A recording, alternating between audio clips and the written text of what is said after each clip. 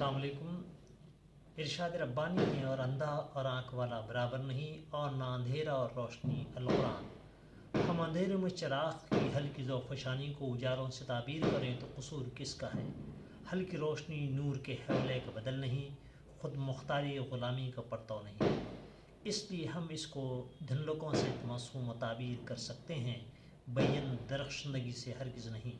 اس فکر شعور کو قرآن اجاگر کرتا ہے، اندھیرا اور اجالا، اندھا اور آنکھ والا ایک نہیں۔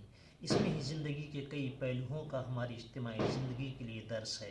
ہم اپنی قومی زندگی کا احتساب کر سکتے ہیں، 70 سالہ ایک طویل عرصے کے ہمارے حاصل اور لاحاصل جستجو، خواب اور آرزوؤں کا ہم حساب لگا سکتے ہیں، بحیثیت ملی لاس اور اچیومنٹ کا تخمینہ لگا سکتے ہیں، اور اسی کو مد نظر رکھتے ہوئے آگے کی اسٹریٹجی کا تعین کر سکتے ہیں۔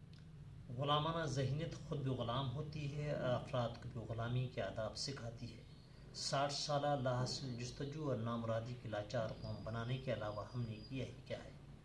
سیاسی بے وزن بھیڑ کو اکٹھا کر رکھا ہے، تعلیمی میدان میں ایک پچھڑی ہوئی قوم بنانے میں کوئی کسر نہیں چھوڑی ہے، معاشی بے روزگاری کے تناسب کو بڑھا رکھا ہے، سرکاری ملازمتوں میں پچھڑی ہوئی سماج سے بدتر حالت تک مسلمانوں کو پہنچا دیا ہے، رشوت ستانی، لوٹ کھسوٹ، بے ایمانی کے مظاہر پر خاموش تماشائی بنے رہنے کا ایک بہترین عمل کر کے دکھایا ہے، مختلف چولے پہن کر ملت کے معصوم عوام کا استحصال کیا ہے، بڑھتے حوصلوں کو سلام نہیں کیا بلکہ خاموش کر دیا ہے، بھڑکتے تبدیلیوں کے شعلوں کو ٹھنڈا کرنے کا باحوصلہ کام انجام دیا ہے، اور آج وہاں کھڑے ہیں جہاں ان کا ہی کوئی اپنا مقام نہیں، افراد کا ایک ٹولہ جس کی کوئی وقت اور حیثیت نہیں، ایک جمع غفیر بھیڑ کے علاوہ ہم دوسری جماعتوں کے سامنے کچھ نہیں۔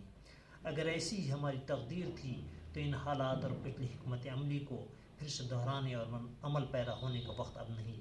اب ہم ایک 60 سالہ اپاہج قوم یقیناً بننا نہیں چاہیں گے۔ اب نئے زاویوں، نئے راستوں اور نئے حوصلوں سے ایک سفر شروع کرنے کا وقت ضرور ہے۔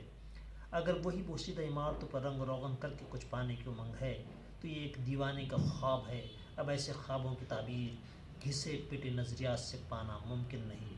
اب آزمائے ہوئے نسخے اور فرسودہ سیاسی بصیرتیں کوئی گل کھلا نہیں سکتی ہیں۔ اب نظام، انسلام، نظریات، راستے، راہیں اور افراد، ہنر، سرگرمیاں، اہداف تبدیل کرنے کا وقت ہے تاکہ 60 سالہ آج کے ابتری کے مقام سے ہم کچھ نئے منازل کو پا سکیں، اور یہی ایک جمہوریت کا جزء لا ينفک ہے جو آج کی شکستہ پر بے حوصلہ کثرسی زوال پذیر حالت سے ہمیں نکال سکے۔ اب تجربات کو دہرانے کا نہیں بلکہ نئے اقدام کا وقت ہے، ایک پرعزم حوصلہ جو منظم نظام اور نئے حکمت عملی میں نئے سفر کے آغاز کی ضرورت ہے۔